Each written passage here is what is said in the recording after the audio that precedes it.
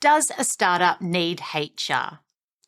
As startups begin to scale, generally a HR function is created.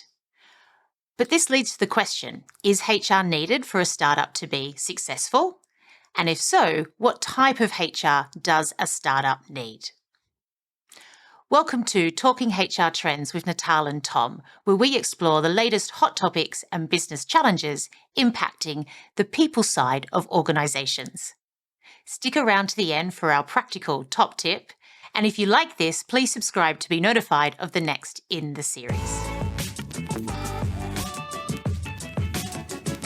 So today, Tom, we are exploring the idea of HR for a startup. And what's interesting is quite recently there was this very heated debate on LinkedIn because a CEO of a very successful UK startup, Greg Jackson at Octopus Energy, he made the claim that HR is unnecessary. And of course, LinkedIn was abuzz.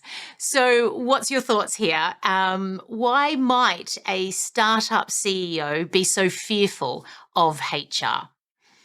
I cannot go into his mind, but many entrepreneurs, many founders, generally they think they can do everything. Probably initially you don't need HR. And if you're a good people-oriented person, you might think, well, you know what, I don't need it. But of course, I don't agree. But Well, it was interesting because once you went into the article, it was more that HR could sometimes represent bureaucracy and processes and unnecessary things to do. And his belief was that people can get that done themselves and really own the business. So I think that kind of links into how we see the role of HR in a startup, don't we? Can you talk me through, Tom? Because I know you're you have some very strong views on this and some great ideas. So what is the role of HR in a startup? What's your vision on this? well, I think going back to the CEO of the startup, most startups want to grow because you're not in the business to stay small. So, and then scalability is an important element. Can we grow fast? For most organizations, for most startups, that has to do with people. Can we find the people to go and to accelerate our growth? Yes. And that's where HR can help with the scalability, but also with making sure startups can accelerate. I'll give you a couple of elements. One of the most important elements, and we have said it before, is hiring the right people. Yeah. And definitely. that initially many startups start with, the founder, people he knows, a couple of other people, they add on other people. Well, there, if you want to scale up, you might be very strict on recruitment and selection. Only hire the best. That is a skill. And you need professionals to help you to hire the best people. Looking at, of course, their skill set, but also looking at their personality and looking at their, you could say, learning agility and other elements. Can they grow with the company? Ideally, you hire people who can grow with you and help you to grow. How is their growth mindset? So selecting the right people is super important. And there, it often goes wrong. A startup grows, becomes a scale-up, and they need people fast because the growth is limited by the people. And then, so, do you know people we can hire? Do you know people we can hire?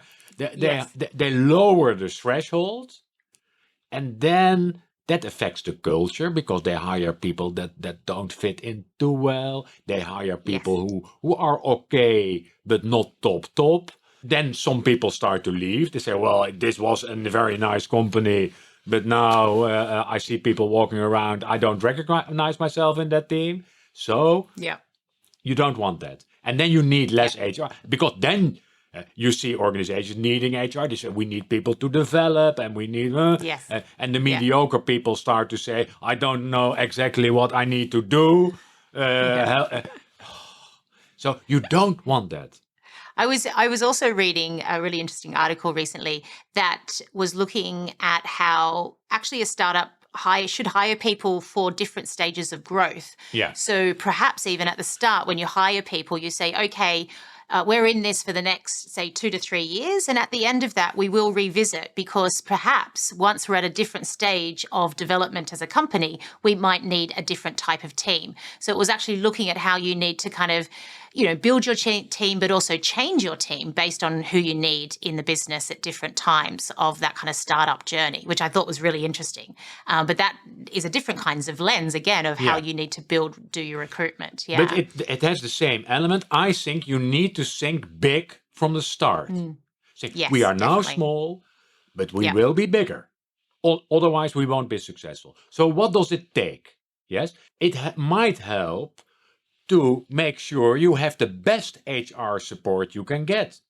You don't have to hire that. You can get that outside. There are fantastic Definitely. companies that can help, because what you often see is that they start small, and then they also have small HR. They start with a recruiter, a junior recruiter. The junior recruiter becomes a little bit older, and then suddenly the recruiter is the HR manager. But that is not thinking big. That's thinking small, because that person is, he or she does not know exactly what to do. She is too small for the company. So thinking big is important from the start, also people-wise. And so what's your thoughts? Because as the startup scales, there's always this tension between, okay, we need some structure for efficiency, and as you said, to think big. And that's where some of this more kind of old style HR maybe creeps in. But then you want to maintain that culture of self-organization and autonomy that sort of makes a startup so great to work in. How should HR navigate this tension? What's your tips here? But one is, it helps to be very explicit about the culture you want to have, but also the organizational setup.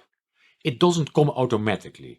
So you can make a choice and say, we are going for self-managed teams, but then you have to choose a model, Spotify or Holacracy, but that doesn't come automatically. So if you're explicit, and HR can play a role in what comes with these models and how do we implement these models, and what are our values. And values also has to do with autonomy, for example, of people. We don't want to be bureaucratic. We want self-management. But what you often see is organizations not being very explicit, and then it starts to be unclear.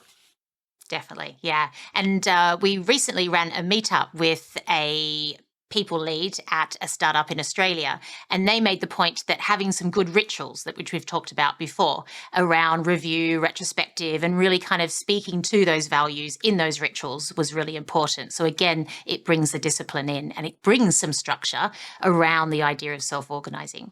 Excellent. Great to speak to you today, Tom. Thanks so much for your insights. And that's what we're going to make our practical tip. We were speaking to a HR lead at a startup in Australia recently at a meetup of PXO culture. And what was interesting is that they didn't come from a traditional HR background. And indeed, they came from marketing. And it meant they didn't bring all the assumed best practice of HR to begin with. So this is the message. Forget about assumed best practice and go and focus. What are the main things to solve for your business, and how do we work with the business to achieve those? If you do that, you'll build a great startup culture.